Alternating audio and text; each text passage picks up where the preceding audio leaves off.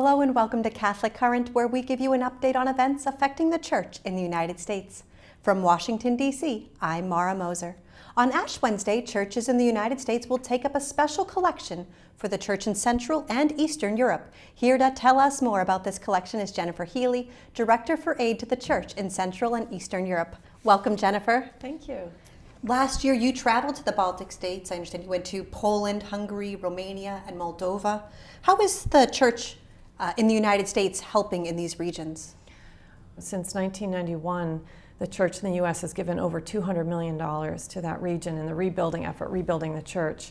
And in this last year, all of those surrounding countries have taken in literally millions of refugees and people in crisis in need of food, shelter, clothing, basic medical supplies, and especially now, psychological and spiritual support. And so through our grants program, we've been able to support the church leaders on the ground in those countries who are doing just that, welcoming traumatized people and seeing to their very basic needs.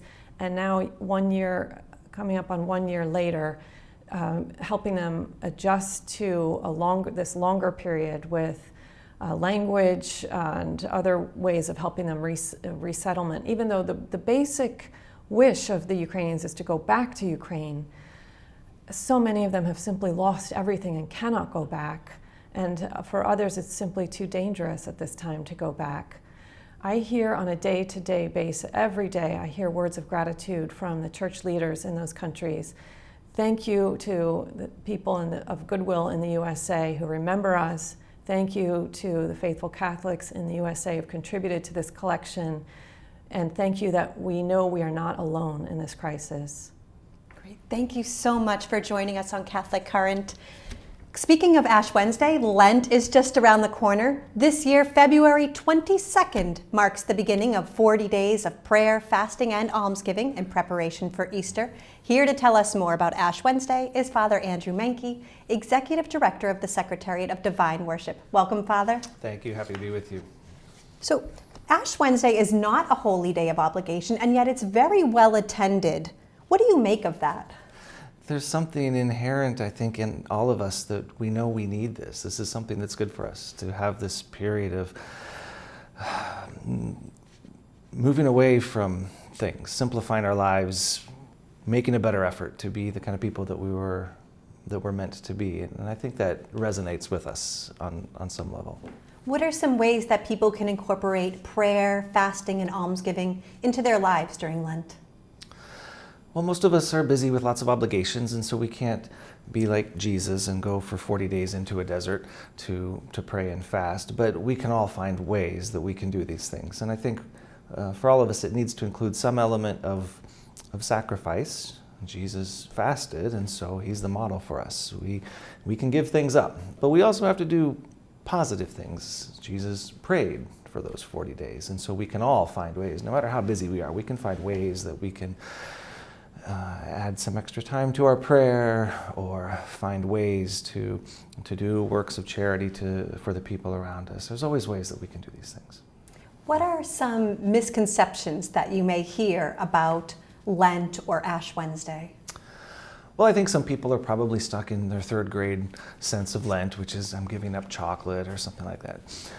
I think as adults we can think more deeply about what kind of things am I attached to that hinder my ability to love. If I'm a married person and I spend more time with my phone than speaking to my wife, that's probably a sign that I'm attached to this thing. There's all kinds of things that we can do as an adult to truly grow into people of greater virtue. Great. Thank you so much for joining us on Catholic Current, Father Menke. We turn now to Nicaragua, where Pope Francis has called for peace and dialogue following an increased persecution of the church there. He entrusted the country to the intercession of the Immaculate Virgin Mary following the sentencing of Bishop Rolando Alvarez to 26 years in prison for his criticism of the ruling regime. The news from Nicaragua has saddened me a great deal. And I cannot but remember with concern Bishop Rolando Alvarez of Matagalpa, whom I care about greatly, sentenced to 26 years imprisonment, and also those who have been deported to the United States. Stati Uniti. Prego per loro I pray for them and for all those who are suffering in that dear nation, e chiedo and I ask for your la prayer. preghiera. 222 Nicaraguan political prisoners, including a number of priests and seminarians, were stripped of their Nicaraguan citizenship and expelled to the United States late last week. The USCCB welcomed the Nicaraguan priests and seminarians, who then celebrated the Eucharist here for the very first time in nearly 6 months. Nos sentimos con fuerza nuevamente. We feel strong again, having received the Eucharist. Gracias a todos. Thank you. Thank you to everyone for being with us, supporting us. Siempre Pray always for us. Pray for the people of Nicaragua. Thanks for joining us for this edition of Catholic Current. And thank you to our guests, Jennifer Healy and Father Menke, for joining us. You can find out more about any of this week's topics by visiting us online at usccb.org. I'm Mara Moser. See you next week.